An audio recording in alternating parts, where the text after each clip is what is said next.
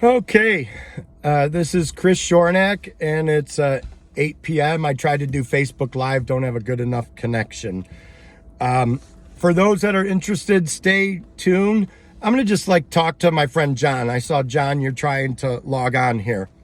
So how is voter fraud happening downtown Detroit at Cobo Hall?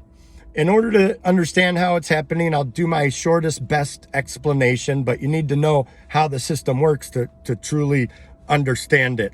But there's at least 8,000 votes that are just so skeptical. They're bogus. They're bogus. Those votes should not count. That's ballot harvesting. They just make them up and they shove them in. And I got two things to compare it to. First, I have to tell you, this is my opinion. I'm not an attorney, blah, blah, blah. You never know. Because let me tell you, there's people in that building that are hunting for me.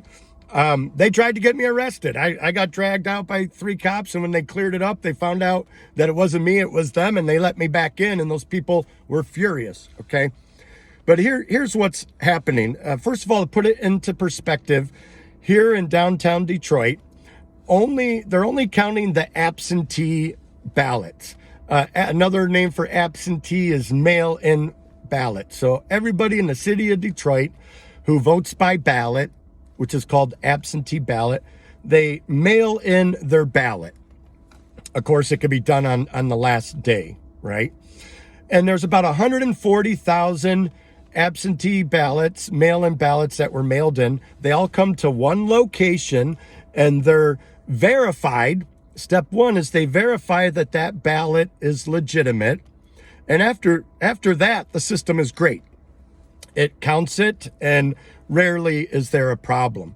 It all hinges on, is that a legitimate ballot? And down here, I witnessed with my own eyes, I haven't even eaten, it's been 12 hours. I witnessed how it's not. And here's how. Now, yesterday, I was part of the team that counted all the absentee ballots for the city of Royal Oak. Guess how many absentee ballots, mail-in ballots for the city of Royal Oak? I could tell you exactly. It was 25,755. And I got a printout of all of it. How many ballots were bad out of that 25,755 in Royal Oak? This many. Exactly 10. One of them, I could tell you the reason it was bad. They mailed in their absentee ballot and there was no ballot in it. So do you think that ballot should be counted? No, it shouldn't. Why? Because there wasn't even a ballot. It was a bad ballot. And there was only 10 out of 25,755. Just to put things into perspective. How many are bad here in Detroit? Out of the 140,000? At least 8,000. At least 8,000 ballots could not be verified. They couldn't be verified. Here you got a name and you can't verify it. It's not on the electronic log. It's not on the paper log. But they just run it through and they count it. And it's not verified. In Royal Oak yesterday, it was 10. Here in Detroit, we're looking at 8,000. The error rate in Royal Oak was 0.04%. If you do 10 out of 25,755, that's 0.04, 0.0388. Here in Detroit, we're looking at 8%. Do you think 8% could have an effect on an election? Yeah. And so what specifically is happening? So I voted mail-in, probably like a lot of you. Apparently 70% of the country voted by mail-in. And when you mail it in, it's mailed to me, Chris Schornak, and I'm in a precinct number, and I'll get ballot, say, 758. So there's an electronic record. It's in the voter book that when Chris Schornak's ballot comes in, it should be 758. And all the election workers the paid election workers are getting paid $600 each down here. In Royal Oak, they're paid $250.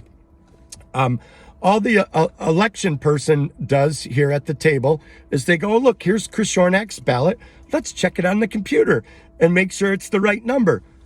768, good. Count that ballot. And then the process goes really, really smooth. But what happens when that ballot comes in here in Detroit and they got Chris Schornak and it says ballot 758 and the computer says, no, he should have ballot 340. Or there's no Chris Schornak in the computer. Well, that's okay, because maybe Chris Schornak just registered to vote on Monday or Tuesday, which you could do in Michigan. As crazy as that sounds. So they have a paper log, and they look in that paper log, and they go, where's Chris Schornak's name? His name's not in the paper log, and it's not in the electronic log. That vote has to be rejected. I'm looking you in the eyes. I'm telling you, I watched it with my own eyes down here. That didn't happen. They would still count that vote. That's called ballot harvesting. That's called an invalid vote. And that, I hope I explained that well, is the voter fraud that's happening here in Detroit. It's crazy. It's insane. So each counting board, there's 140 counting boards in there. Really, I think there's 138. So don't say, oh, Chris, you're wrong. There's only 138 and there's 140. I'm trying to make the numbers easy and comprehensible to understand, like, how is it happening? By the way, when I say 8%, that's just like on the low end. That's what I observed, because whenever we would, us poll challengers, we would try to challenge that vote. I've never been treated so bad. They just make up lies.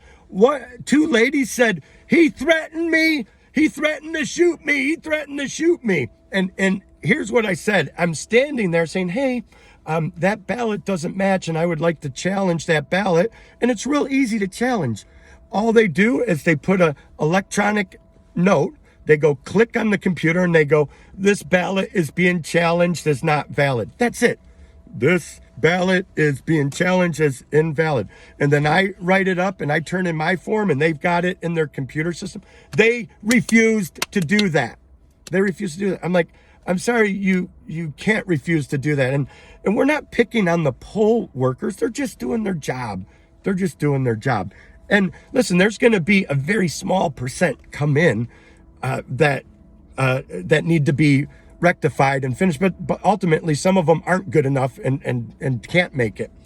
So these lady goes, well, I say you can't challenge. I said you can. And so I said, listen, I have a Second Amendment right to speak just like you do. Second Amendment, what, are you threatening to shoot me? I said, I'm sorry, I meant First Amendment right to speak. And so they go get 3 police officers, and they come over and they sequester and arrest me. And then we talk it out, and the police officers roll their eyes and let me go back in. But I mean, these are dirty, dirty, filthy Democrats. Are all Democrats dirty and filthy? No. The ones in there, filthy, dirty. And you could talk to 100 other poll workers like me. I'm not even registered as a Republican. I went in with the nonpartisan Thomas More Law Society, and they're giving me hell. They're like, how dare you challenge anything? And half of those people in there don't even know how the election process works. It's a good process, folks. It's not complicated. People who like systems, checks and balances, has a really good system. But the gatekeeper is, you don't go past the gate unless you can verify that ballot. And I'm telling you, there's at least 8,000 ballots that are not verifiable, and they're just shoving them through. They're just shoving them through. So I did that in 8 minutes. Thanks for listening. If you care, those who know my sense of truth and justice know I'm speaking the truth. And go ahead, put some comments in there, whatever. But I'm exhausted. I'm so exhausted. I didn't even want to make this video. I'm so tired. But I'm like, I need to share the truth with the people of America. Whoever cares can see it and hear it from me firsthand. I need to pee. I'm exhausted. I gotta go.